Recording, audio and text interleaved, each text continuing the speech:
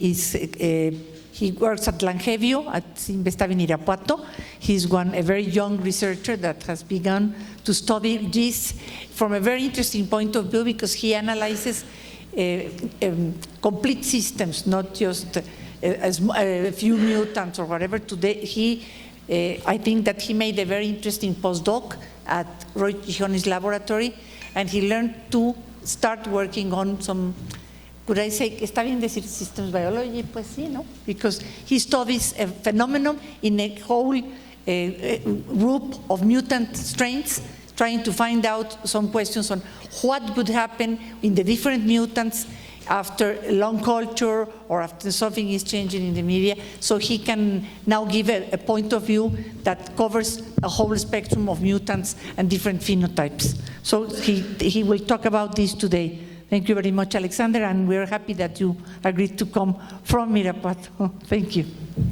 No, thank you, Alicia. Thank you for the kind introduction and for the invitation. Also to Jimena, thank you for the initiative, for organizing the symposium. And it's always a pleasure to be here at Facultad de Ciencias, where many of my good friends were educated. Okay, so our lab is based in CINVESTAV at the city of Irapuato, beautiful state of Guanajuato. You should go visit, Katia. And the long-term goal of our lab is to provide a more integrated view of biological aging. We're interested in the phenomenon of aging. It's an interesting problem just by itself. Take, for instance, the questions. We know very little about why and how living organisms age. And also, the phenomenon by itself is very relevant. Aging is the leading risk factor for chronic disease. Take cancer, diabetes, cardiovascular disease. And part of biomedical research, in a way, is switching a paradigm and trying to start understanding what people now think is the driving force of chronic disease, which is aging itself. It's the thing that all these diseases have in common. So it's important in this sense to learn more about the biology of aging, which, as I said, we surprisingly know very little about. Okay, so we do know that aging, as many other biological processes, is controlled by defined genes and cellular pathways, right? So people have made an effort to identify what, as we did for cancer before. Now people are identifying what the hallmarks of aging are, and we do know that things like genome stability, telomere short age, epigenetic modifications are change importantly during the aging process. What we know less, and it's very well known what each of these hallmarks of aging, how they're contributing to the process. What we know less is how these different processes interact with one another. And we also don't know very much how they interact with environmental cues. So this is where we want to go. I will tell you today how we are trying to approach this general question, which we call a systems biology approach to aging. Okay, so these are some of the big questions that we're pursuing in the lab. And on the one hand, we wanna describe generally, following just a functional genomic strategy, which genes in a genome influence the rate at which organisms age, right? This will be like the genomics part. And then moving more to a systems perspective, we want to understand how different factors, as I mentioned, interact with one another. And finally, how certain environmental cues affect this specific aging genes. And I'm going to talk today in particular about dietary restriction, as I will show an environmental cue, which is shown to be very important to influence the rate at which organisms age. This is what we call then a systems genetic perspective, which is in a way, I think Osvaldo already gave a very nice introduction of what we can do in systems biology. And what I like about systems genetics is that in a way it's sitting right in between the top-down and bottom-up approaches. It's not a top-down, it's not a bottom-up, it's kind of in between, I would say. We look at, as the geneticist does, right? We look at phenotypes. This is all what I'm going to be, most of what I'm be telling you today. I mean, lifespan phenotypes, which we do in this very great and simple model organism. And then from there, we can go down to specific mechanisms, or we we can try to go up and do this in a more integrated manner. Okay, so yeast as a model of aging, right? It has been used for more than 60 years already. It was introduced by Robert Mortimer as a model of aging.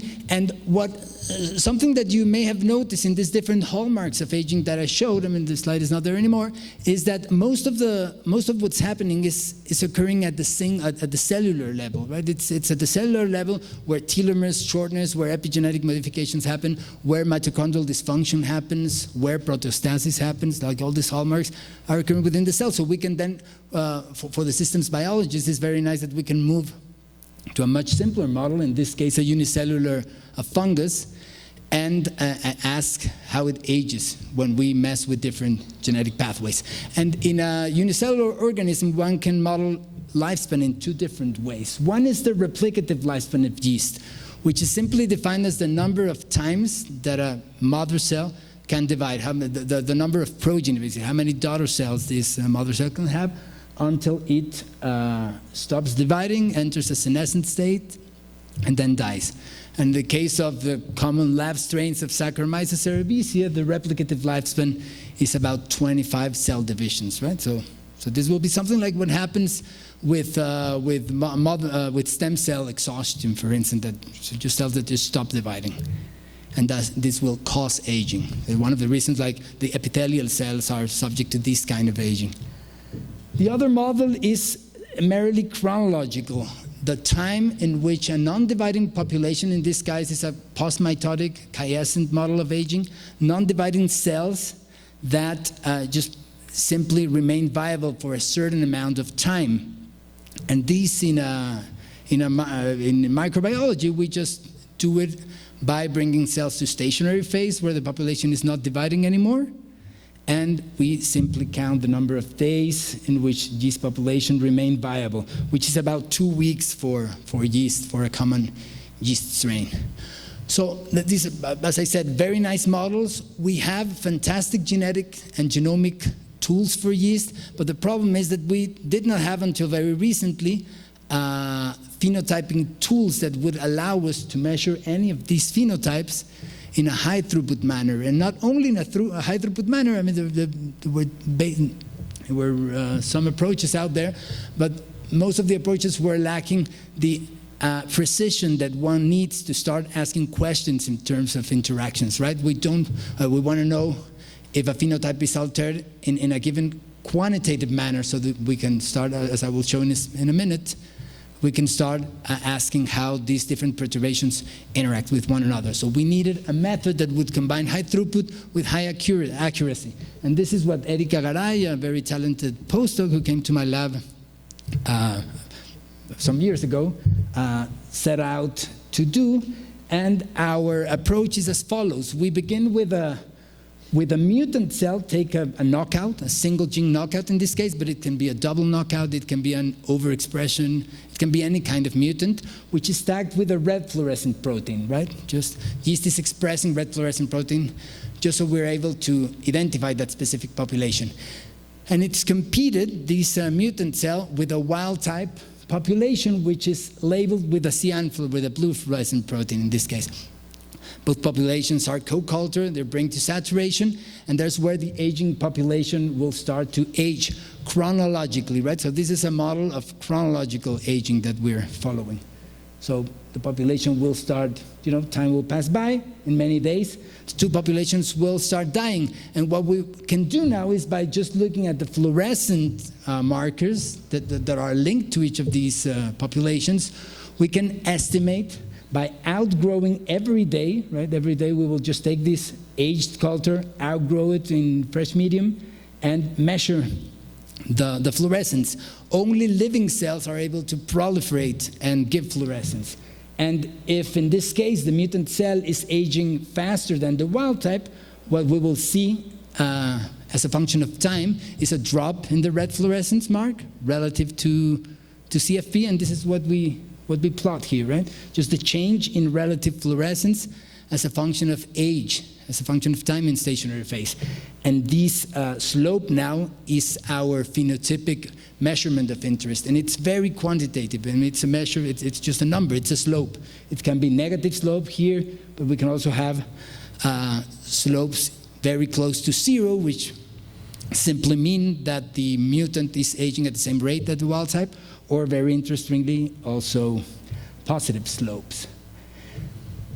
These are just some control experiments that Abraham Avelar in our lab has been carrying out, a PhD student as well. So these are 4 mutants that are known to affect chronological lifespan of yeast.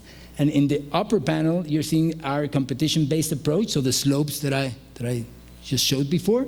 So the mutant is in black, right? The orange is always the wild type. And you can see that if we compete 2 wild type population, it just stays always the same, but with the mutant it changes. And it's very accurate, even small differences we can detect. And if we use a conventional approach in which we just take a single culture of either a wild type in orange or a mutant in black, you can see that it's very, very similar. But this is way more scalable. We can really scale it up. So you can see that the HAP3 mutant, for instance, that it's a very important regulator of respiratory metabolism. It's a short-lived mutation, while RAS2, which is part of a very important genetic pathway, signaling transduction pathway known to control aging, the knockout is a very long-lived strain. And this is how our method looks. If I now go ahead and do many single mutants in 2 different totally independent experiments, this is kind of what the experimental data would look like. So this is, I said, we've achieved the accuracy that we were looking for. And okay, the other aspect was throughput, and this we achieved by integrating a dedicated robotic system, a cell assay station, in which all of the experimental steps that I just described are carried out in an automated manner. So this is an incubator in which the aging population stays there for about 2 or 3 weeks in the lab. This is just how the incubator looks like. A liquid, the plate reader to detect the 2 fluorescent channels, and a liquid handling deck where the inoculations are done every day in experiment. And this is about the throughput that we're able to do nowadays, about 3,000 knockouts in parallel, which is about half of the size of the yeast genome, 6,000 genes. So this is a very good throughput to start asking questions at the more genome-wide level. Okay, so the first thing that we did, I'm going to move to this, to now these 3 general questions that I started with. First, which are the genes that influence the rate at which yeast ages? We carried out a genome-wide screen, so these are all single knockouts in non-essential genes, organized just by the 16 yeast chromosomes here. And every time that you see a dot here above this dotted control line means that the survival coefficient was positive. The strain is long-lived compared to the wild type. And all these dots below are short-lived strains, which are dying faster than the wild type. And this is how the entire distribution of effects look like. And there's 2 things that I want to point out here, which were very interesting. One, the quite large fraction of the genome that is influencing stationary phase survivorship or chronological lifespan of yeast. It's about 20% of the genes in the genome have an important effect in the lifespan of this organism. So we thought of aging as a complex phenomenon in terms of the genetics. We can already see here that yes, I mean, it's quite complex. It's many processes that are taking place. And when one messes with them by doing a full gene knockout, lifespan changes a lot. And the other aspect which I find fascinating and very interesting is the very large fraction of long-lived gene knockouts that we find.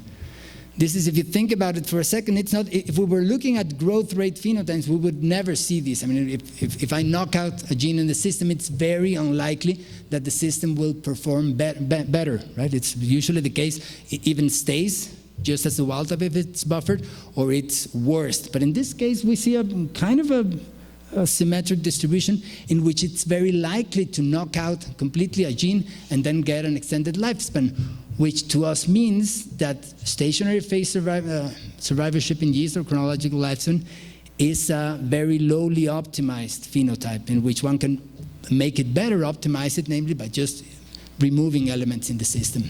This is something that we're looking at from a more evolutionary perspective. So today I'm going to tell you more about the how the yeast is aging. So what we did is simply go and look at what these different aging factors are doing.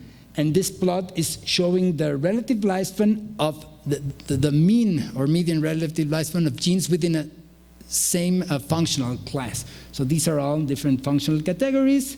This would be genes that typically, whose knockout typically extends lifespan, and genes in which the knockout is short-lived, so genes that are important for wild-type lifespan.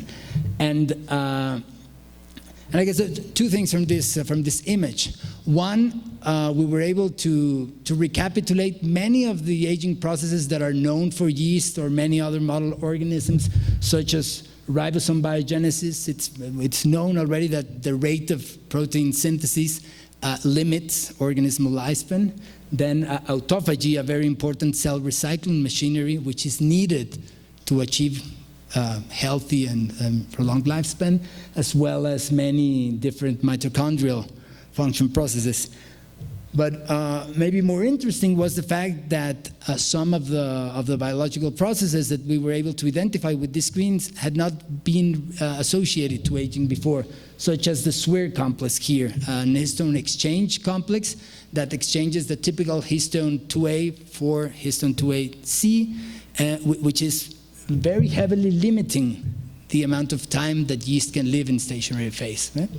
So this is in a way an aging gene, which at least for yeast, it's causing the population to age much faster than what it could. A typical gene knockout in the SWIR complex will cause yeast lifespan to go from 2 weeks to about 50 days. So this is a considerable amount in lifespan that we see. Okay, so I will stop here in the sense of the different processes. I mean, there's many different interesting things here, such as also autophagy, specific autophagy of nucleus, which I find very interesting. There's not much known about it in yeast or other organisms. And of course, something that we're trying to do is to start seeing if these effects, as many others, are actually conserved in other organisms. Some of them might be just of something very specific for yeast, as we actually know it's the case for this purine biosynthesis process, which is very important to maintain lifespan in yeast, but it has been shown already that it only happens in yeast and not in other systems. Okay, so I'm going to move now to where we really want to head, right? The interactions between different processes, which I think it's what we're really lacking in the field. And I will use some specific gene knockouts as an example. So these are a set of single knockouts of genes that are somehow related to autophagy, this very important cell recycling machinery process. So many ATG genes, which are, as you can really see if you look at the survival coefficient, are typically short-lived compared to the wild type, which is the line here. But this observation by itself doesn't tell us anything in the sense of whether this gene, ATG15 here, is doing something together with ATG4 or not. For this set of genes, we know it is the case. We chose them because of that. But we want to go to more larger scale processes that are not well defined. So the geneticist has long used a tool which is called epistasis, or genetic interactions. So we can combine the two single knockouts, and this is very easily done in yeast because it reproduces sexually. So we can just take a knockout of a given mating type and mate it with a different knockout in a different mating type, select for the double knockout haploid progeny, and screen it again using our phenotypic system.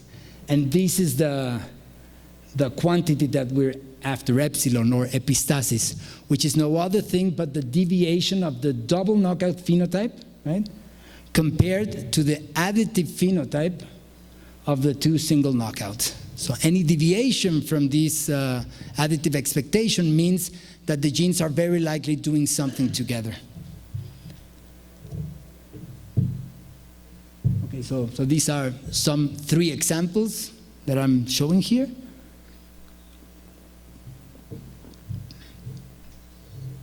Two genes that do not interact genetically, right?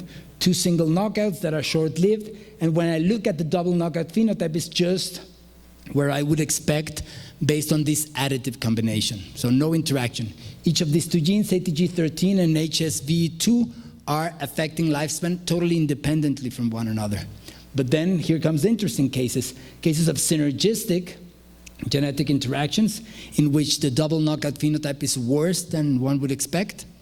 This very much suggests parallel compensatory pathways, or a parallel pathway in which when one knockouts both pathways, then the effect is even worse, or totally antagonistic or genetic epistasis. This is what the original epistasis term was used for.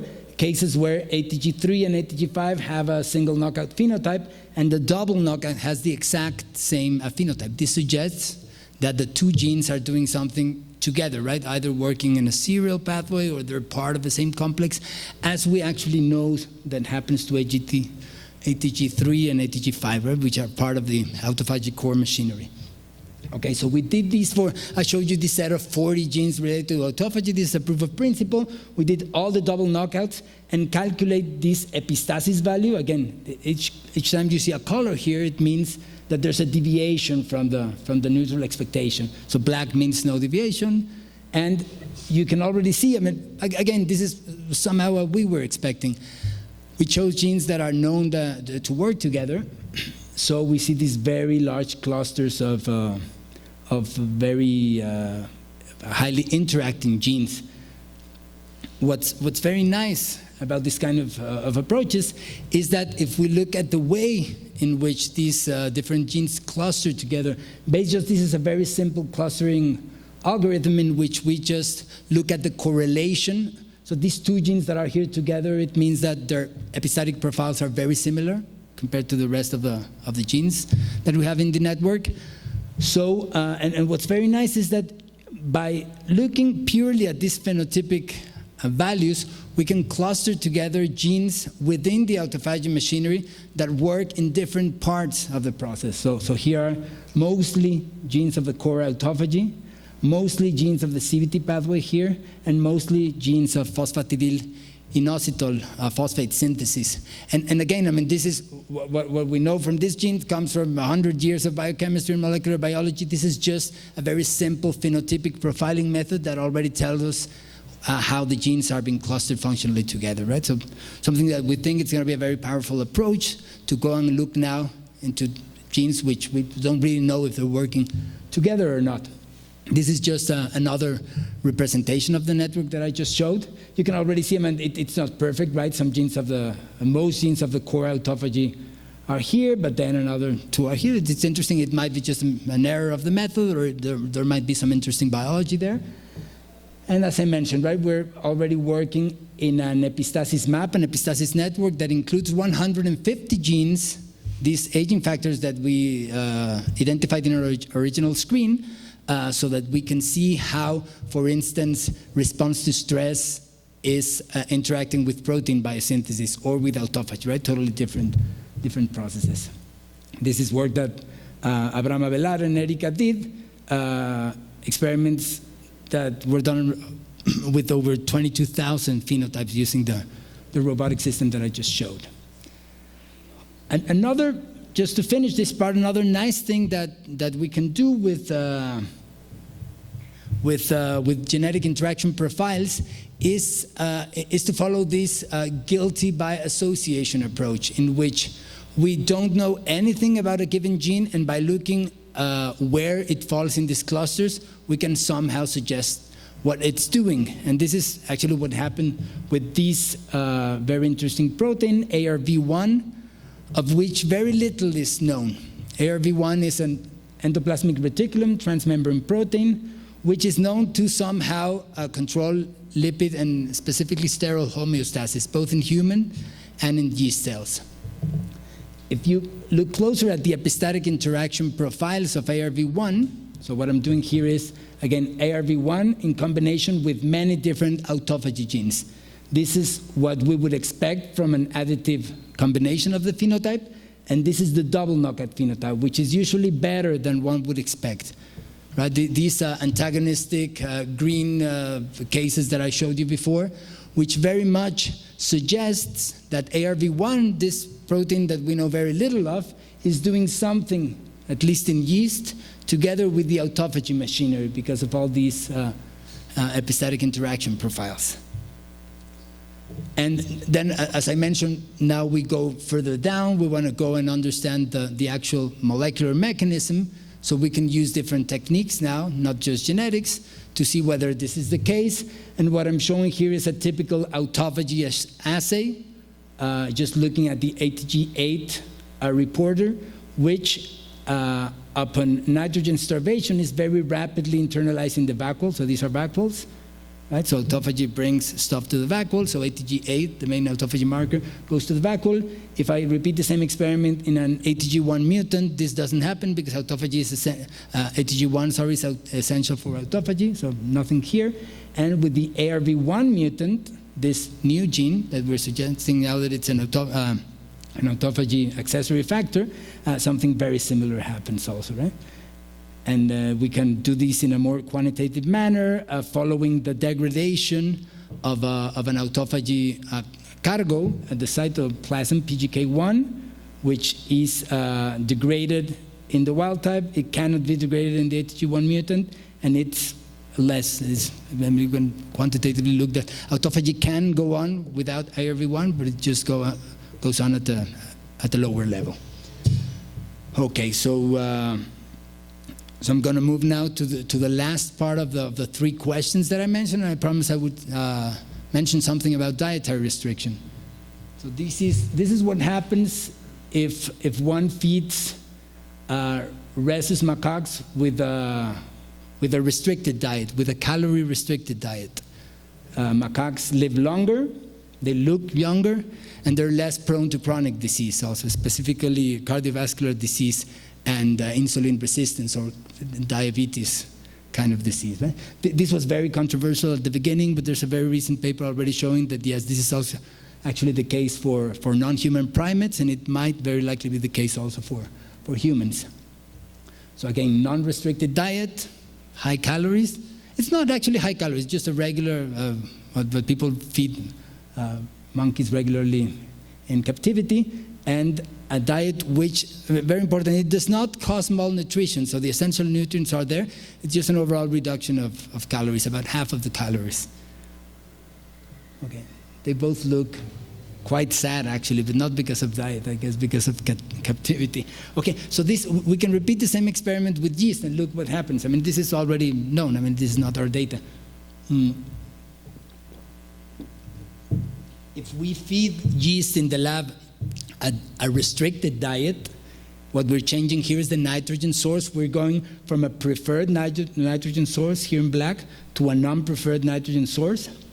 Yeast grows exactly in the same way, but the stationary phase survivalship is very clearly extended in the dietary restricted cells. Right?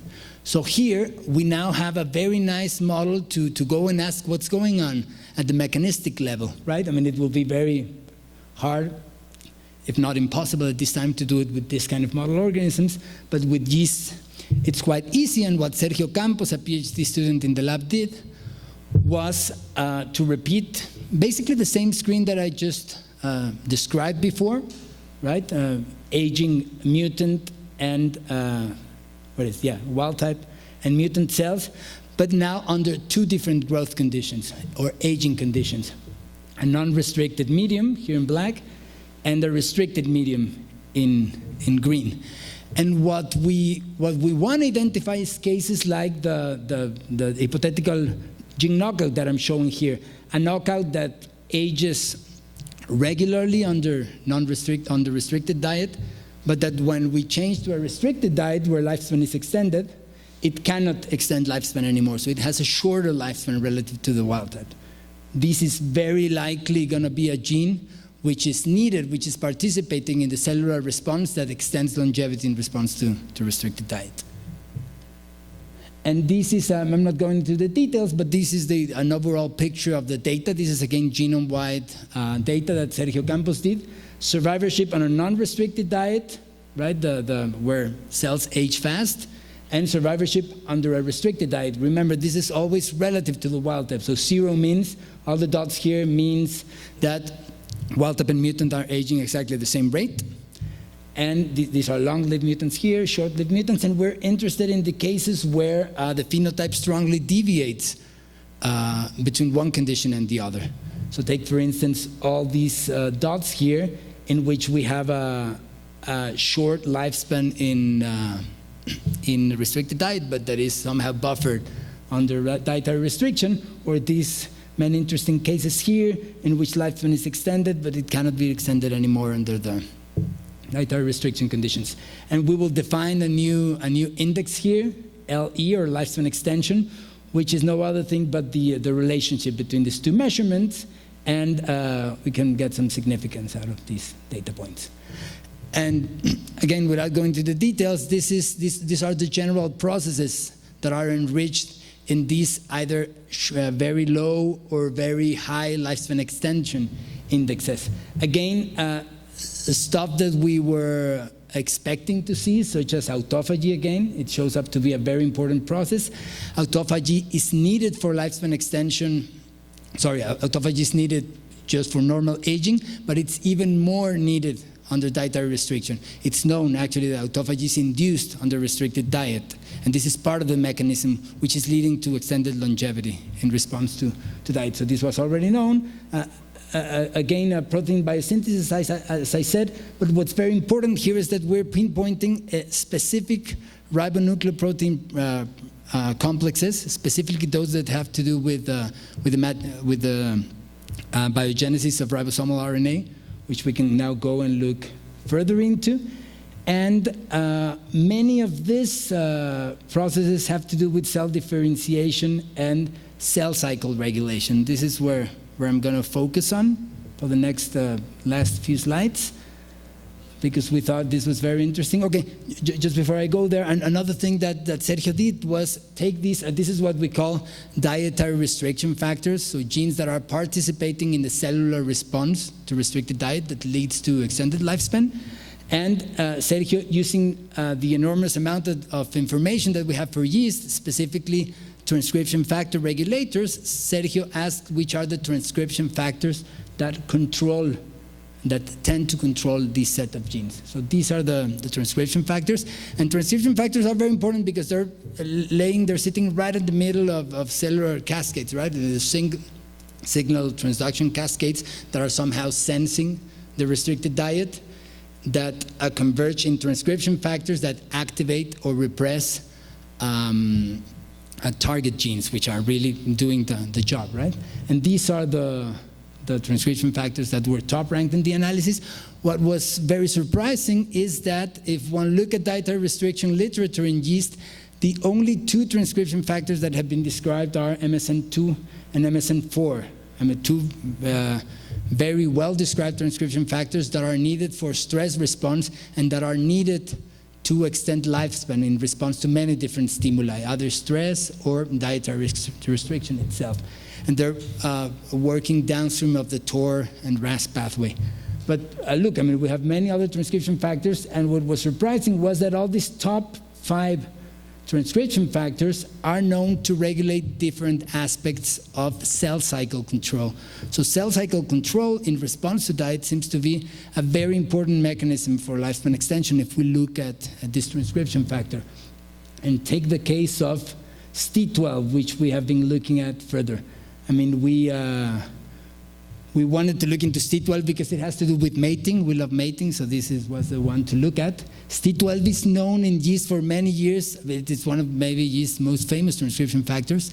It's known to control the mating process in yeast by activating genes that are needed for mating, right? To respond to the opposite mating type pheromone. And the interesting thing here was that our data was suggesting that ST12 is controlling lifespan as well, not only mating. So look at the data. I mean, this is already showing us that C12 is actually doing something. The C12 knockout, especially in dietary restriction, is short-lived.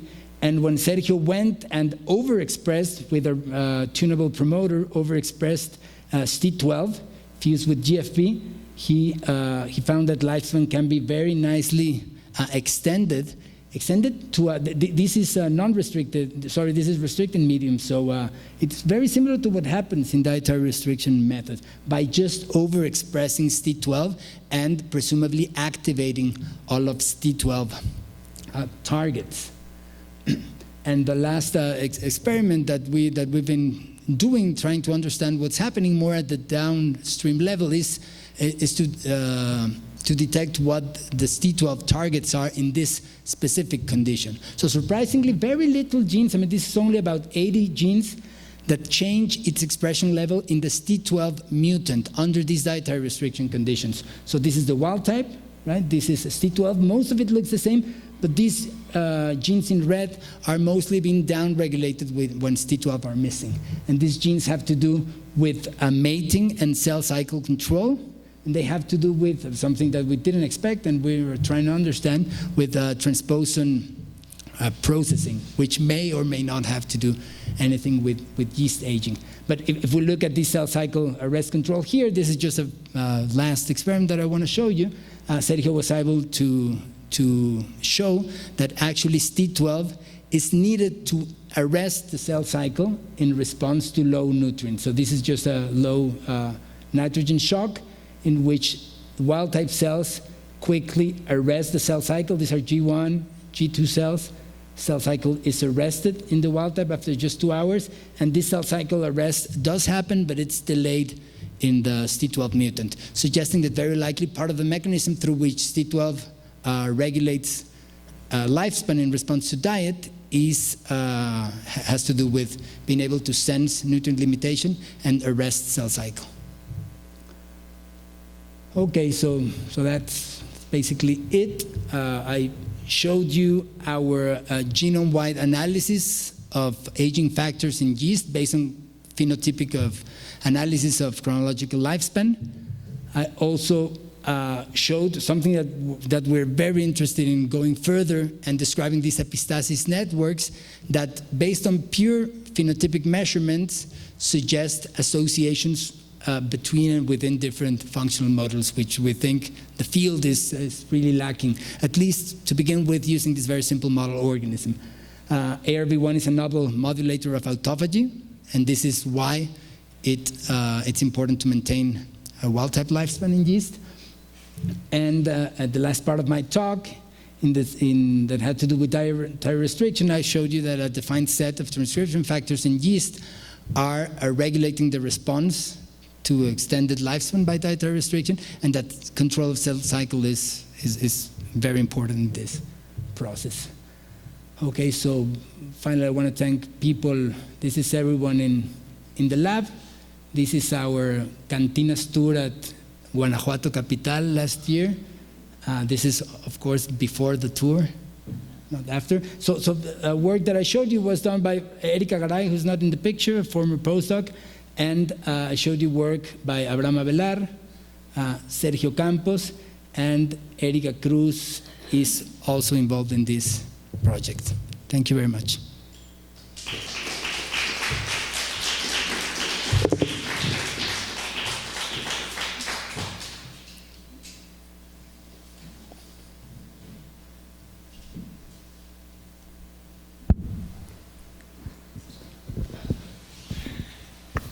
Alex, great job, man.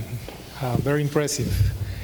There is one comment that I suspect we need to talk this later tonight and the next days, Will do. Which is the concept of aging in a single-cell organism. So aging in a multicellular organism is defined as the process that happens when time passes by and stays in the organism, right? But in a single cell, and so what causes those changes in time in multicellular organisms now is hypothesized, or there is evidence in support of this idea, that is the accumulation of senescent cells. Yes, yes. These senescent cells are non-replicative cells. So That are releasing these senescent factors, right? correct. Yeah. Correct. So in a single cellular organism, it could be that what you're measuring here as non-replicative is the emergence of senescence rather than cell death. So if you don't see cells duplicating, it could be that they are quiescent, and the essay that you have cannot distinguish between these two, and it's not trivial. So I want to know what are your thoughts on that. Yeah, I could say many things, but just this last point that you mentioned. One of the controls that we do with factors that we're interested in, like ST12, is to go and directly measure not viability, but dead versus alive cells in stationary phase. And this we do with ST12. And then you can just stain dead versus alive. Just by staining, just propylium ion staining, which differentially, just a second. And then, if we use that method, it correlates perfectly with what we see through viability for ST12. I don't know if that's the case with other genes. And just finally, I totally get your point. What's really going on in multicellular organisms is affected by what's happening with the entire population and what they release to the medium.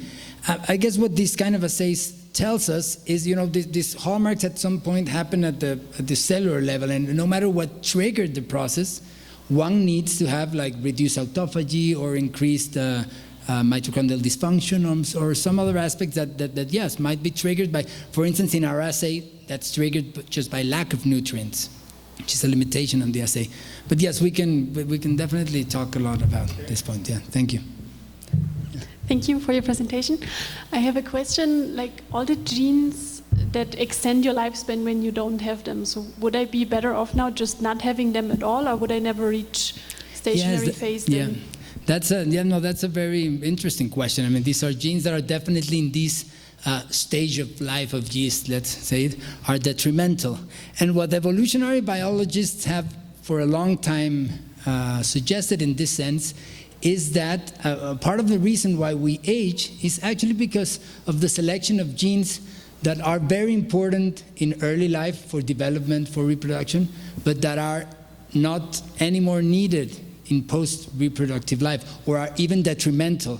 And this is exactly what we're seeing. This is another paper that we have coming, which is what's happening with yeast. These genes are important, and they will never be lost because yeast won't be able to reproduce without them. And this is what natural selection sees. Aging is, it's totally blind in terms of natural selection. Thanks. Yeah.